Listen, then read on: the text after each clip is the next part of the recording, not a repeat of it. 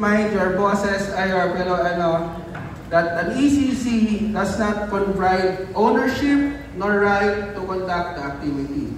Biskan may ECC ka gani, kung hindi ka gatagan ni Mayor sa business permit, biskan may hindi pa naka-ECC issue namon sa inyo, hindi ka yapon ka-operate. Kaya ang business permit na yan, or ang building permit for that matter, ang naka-allow sa inyo.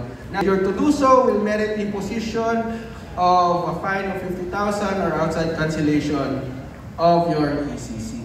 So, yung lang na, ang purpose nila namon, before you start any project, pundutan na, let's just plan it out. Let's look at how this project will impact the environment. There are those nag-aambal, titapos niya ako nga building, nga maisisip pa kung katindog na kung ano pa planuhon na ito, naari na sa natapos na.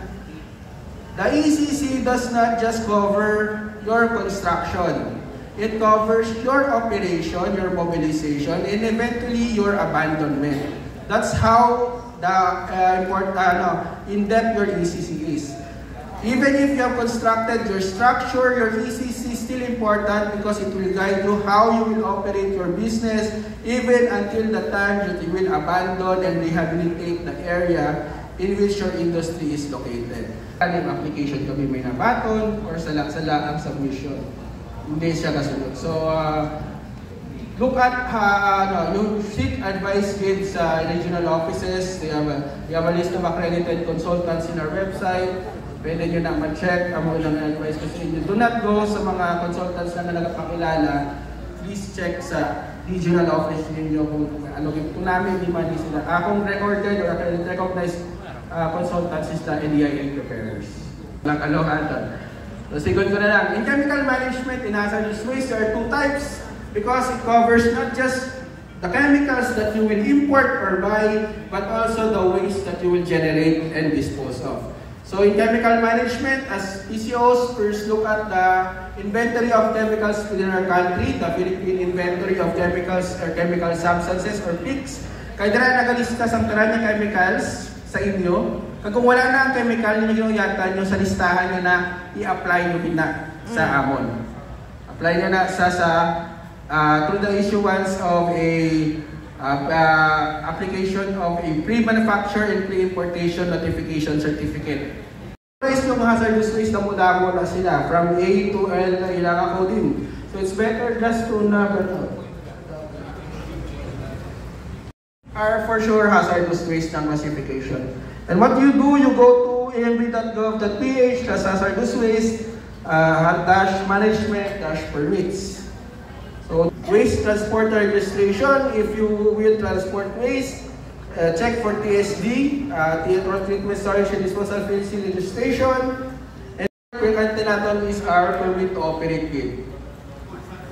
So that is their legal authorization granted by the Bureau to maintain or operate an installation for a specified period of time, particularly within a year or 5 years. Diri ang website naton, pangitaon din naton air-quality-management-permits. It ensures for small-scale operations you're exempt, and so please you could apply for exemption sa office to inform them. Include your off-road and your lawnmower. So if you feel that you are exempted, you may submit a letter to the regional offices seeking for exemption because your genset falls under the exempted. I don't want to dwell further sa Solid Waste Management Act because it's very common and it's not our mandate, but I would rather focus on the Extended Producer's Responsibility Act. I want to stress it. Although kagapon, it was already presented by Ma'am Del. If you are not among a micro, small, or medium enterprise, if you're not among them, chances are you are a large enterprise. Proposed fines and penalties naman. Daraan sagad kami, mag-pinasa inyo sa tanan yung ginaubra. So, mas masakit na because under the law, it may amount to 5 million, 1 to 5 million ang penalty naman niya for violation of DPR law. So, ito 1975. So, this is an act that provides for the abatement and control of pollution primarily from land-based sources. That is, compliance to water quality standards and water managed to our water bodies in fresh, brackish, or marine waters. So, of your discharge permit.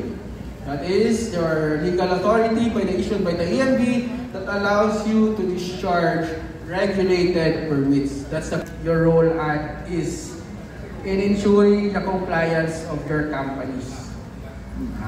Kung sabon na gani, kung wala ka mo, may kahit mo penalties na naman ma-impose, damo kami ma-collect na penalties, kaya wala kami nagamonitor kung saan ma-expire ang permit, saan dapat ma-secure sa permit niya muna, saan ang condition niya muna. But our role naman is not to collect violations. Kung gusto mo na naman mag-collect sa violations, wala na kami naliga-train sa PCO, pinabayaan na kamo para maka-collectaman kami. But our role is to protect the environment.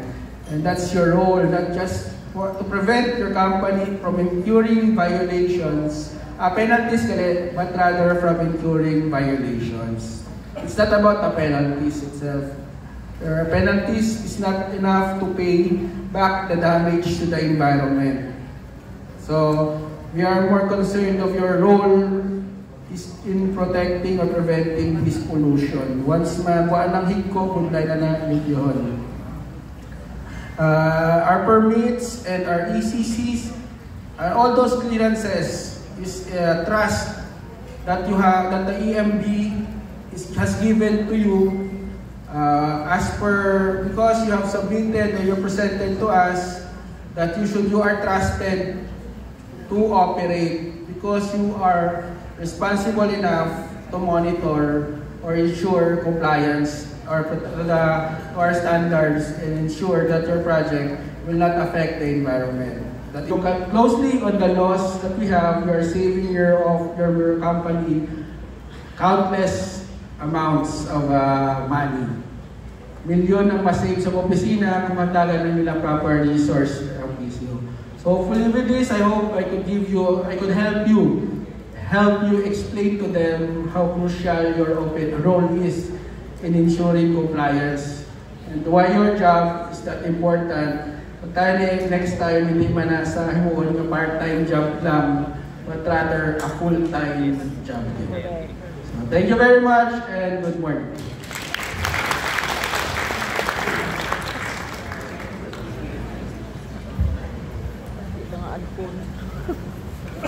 So much for that comprehensive and very detailed presentation, Attorney Arjun Calvo. So we will be addressing your questions and clarifications later after our second presentation. Again,